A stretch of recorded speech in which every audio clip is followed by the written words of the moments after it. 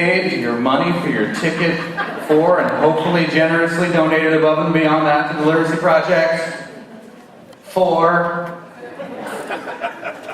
Emmy Award winner, New York Times best-selling author, Grammy nominee, person who used to have the same job I have,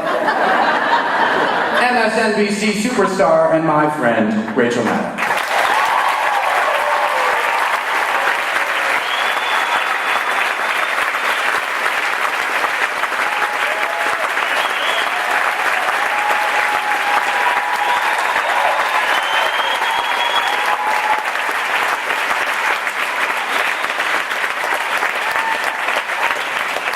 Does anybody else have the same problem that I have with the Young at Heart chorus, which is that the first note they sing, you start weeping?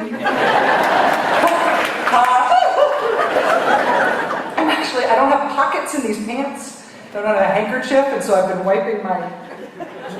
Never mind. I'm glad I'm wearing my robe because it's a giant handkerchief. All right.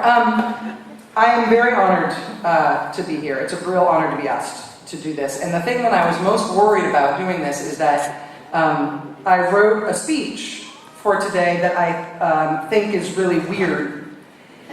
And I was worried that it's too weird. And then Bill got up to give his speech. And I was like, okay, we're cruising into Ayn Rand. Get some politics. Oh no, it's an Ayn Rand ant farm speech. I think I'm going to be fine.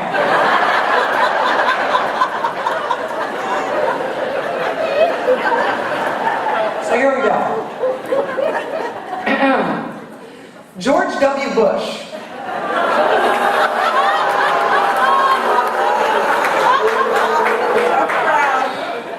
is a painter. He works in oil paint. That would be oil, right? He works in oil paint, and he paints pictures of his dog and other people's dogs. The first photograph released of him in his painting studio showed the former president with a bunch of paintings that he had done, mostly of white, small dogs. And they were all painted standing, and they're small dogs. They have little short legs, but they had really looming black shadows underneath them, and winky eyes that made them look like they were blind.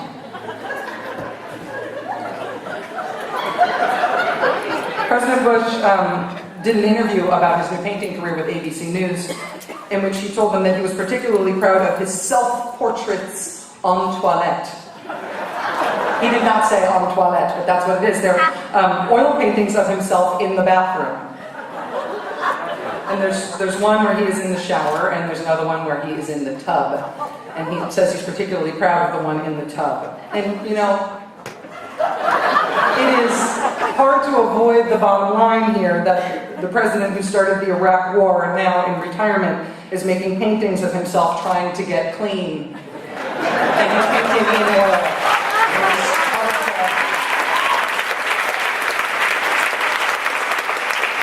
It's hard to get past that. But, you know, the other bottom line here, I think, if we are honest, is that he's kind of a good painter.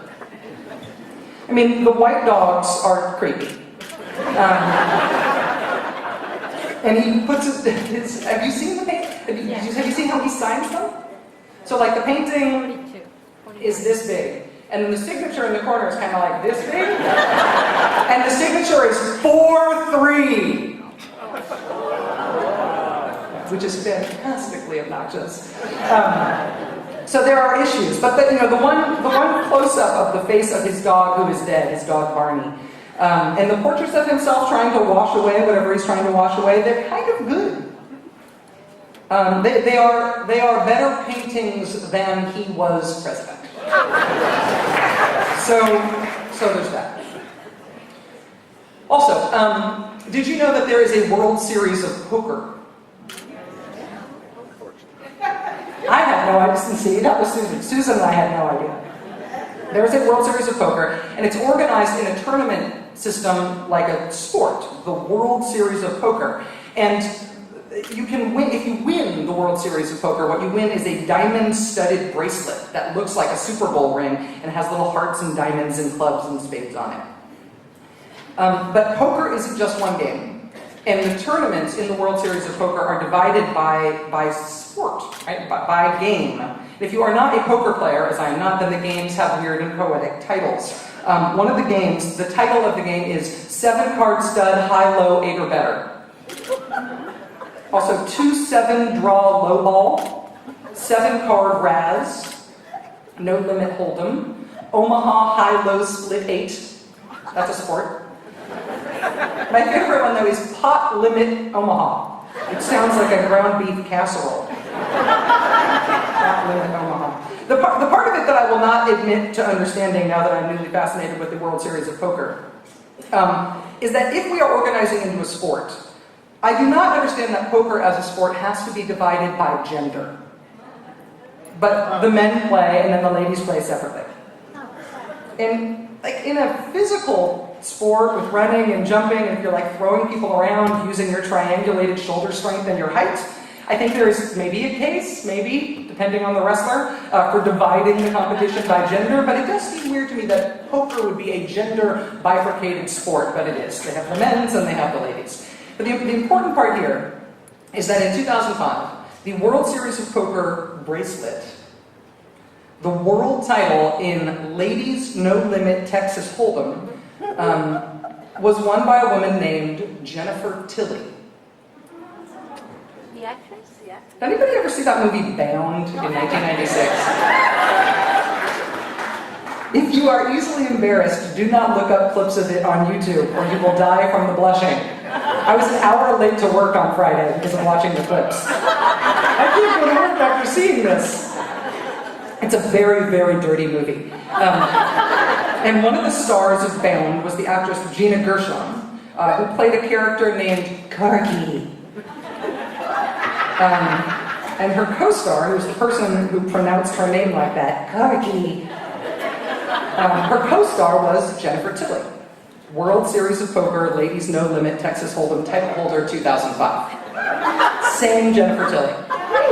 She was Violet, the secretly gay mob girlfriend in Bound, and then later in life, poker world champion.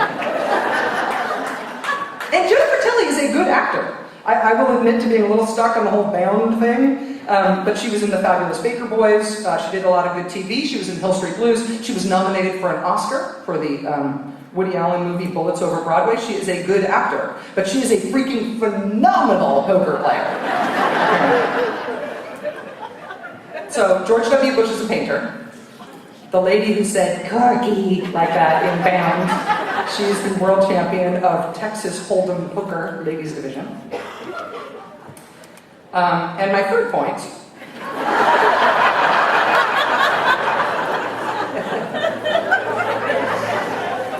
is that there are no more Quaaludes in the United States.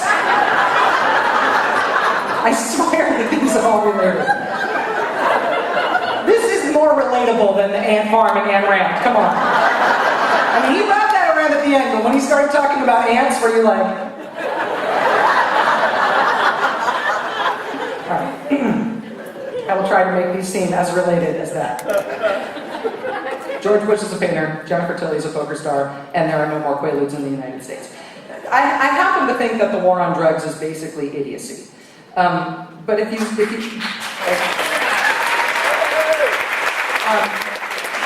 but if you set that aside for just a second, think of it from the perspective of people who are trying to rid America of the scourge of drugs, then consider the question of Quaaludes. Quaaludes were a really widely used drug in the 1970s and the early 1980s. And by 1981, the DEA said that the most used drug in the country was marijuana, and the second most used drug in the country was Quaaludes. The DEA's take on it back then was that Quaaludes were on pace in the early 1980s to equal the severity of the heroin problem within a couple of years. Now, there were two ways that Quaaludes got onto the market. It was a branded prescription pill. I'm sure none of you know this, but I was talking to a friend in Covington about this the other day, and she was like, oh yeah, I remember for my birthday one year, we made that pill in the shape of a cake. That cake in the shape of a pill. It said lemon on it and had 714. Gay people called it disco biscuits, but straight people called it lemon sevens, right? Anyway, I've only read. But those pills, the lemon 714s, that prescription pill was made by a single drug company. So that was one way that you could get it, legitimately or illegitimately prescribed. You could get the prescription pill, or you could cook it up illegally. And there's a reason that there's not a Quaalude problem in the United States anymore. And the reason is that the basic compound you need in order to make counterfeit Quaaludes, or real Quaaludes, that basic chemical heart of it, is really hard to make. It's too hard to make yourself in a cookshop doper lab somewhere, even if you're making a really good cookshop doper lab. The basic formula in Quaaludes was invented by really smart Indian scientists in the 1950s, and they did it in a full-scale industrial lab, and you need a full-scale industrial lab to be able to make what Quaaludes are. So when the drug cartels were making counterfeit Quaaludes, they could not cook up the base compound themselves. So the only way they could make this drug was to bulk purchase the base compound from these legitimate factories, from this small handful of full-scale industrial factory labs who made it legitimately. Frontline did a thing on this a few years ago. It was fascinating. There was only like 4 of these factories. There's one in China, one in Hungary, and like 2 other countries. And we think of the drug war as basically a futile enterprise. You know, it's impossible. If people want something, and especially if there's money to be made in getting it to them, then they are going to get that thing. But there is not a Quaalude problem in the United States anymore. There's also no glam rock in the United States anymore, because without Quaaludes we can't have that. What was on track to equal the scale of a heroin problem in the US doesn't exist anymore, because it turns out getting rid of that particular drug was a doable thing for the drug warriors among us. There was just that one legal manufacturer. So the US banned the legal sale of the drug and made sure the manufacturer complied. So that's the legal manufacture of it. And for illegal sales, for counterfeit Quaaludes made by drug cartels, the government visited those 4 factories. And they convinced them, or they bought them off, the small handful of factories who could make and sell that complicated base level compound that you need in order to make the drug. They convinced those factories to stop bulk selling it, since the people they were bulk selling it to were making illegal drugs with it. And that was it. The legal supply was stoppable, and they stopped it, and the illegal supply, it turns out, was stoppable too. There was a weak link in the supply chain that made the glory of Quaaludes a possible thing. And when that weak link got broken, the US all of a sudden had no Quaalude problem anymore. And so now people snort oxycodone or whatever instead. The overall project of the war on drugs is dumb.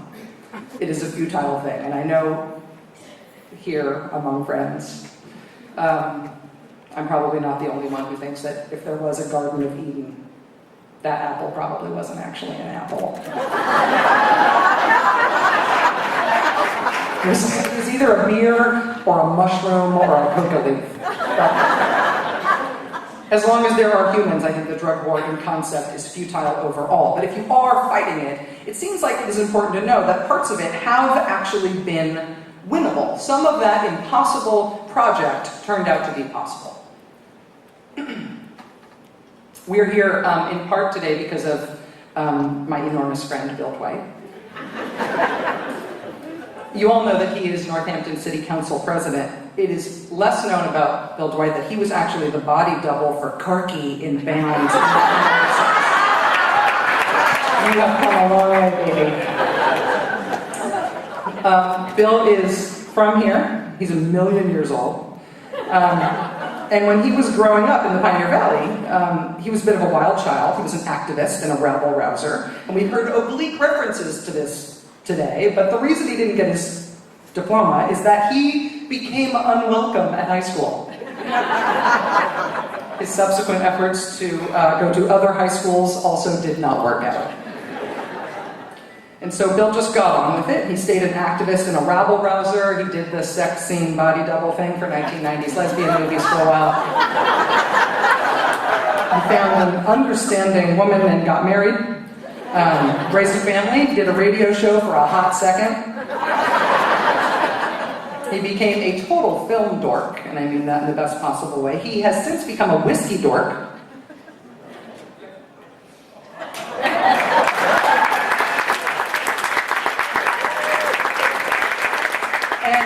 And Bill befriended and charmed basically every person he ever met in his life. And he made lots of people believe in civic responsibility and good citizenship.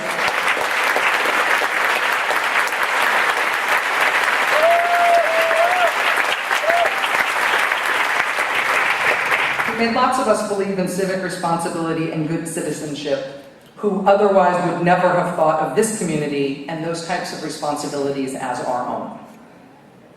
Bill is beloved in the way he is beloved because he has made governance here in the place that we all live seem like we ought to do it instead of just chirping about the adults who decided that they would do it. Bill joined the city council. He quit the city council. He joined the city council again, now he's president. But all the while, as you know, no diploma, never made it through high school.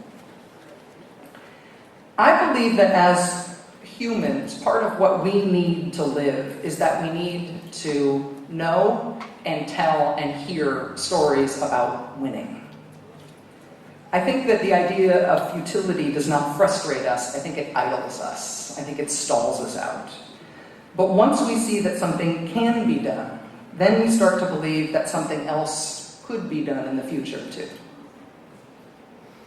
If you're into American politics, then maybe nothing feels more intractable to you, more futile to you than the hope of us doing anything about climate change, for example. But if you don't actually just want an excuse for inaction, if you actually want to move forward, then one thing that might be helpful is relearning the story of, hey, whatever happened to that hole in the ozone layer? That felt futile too.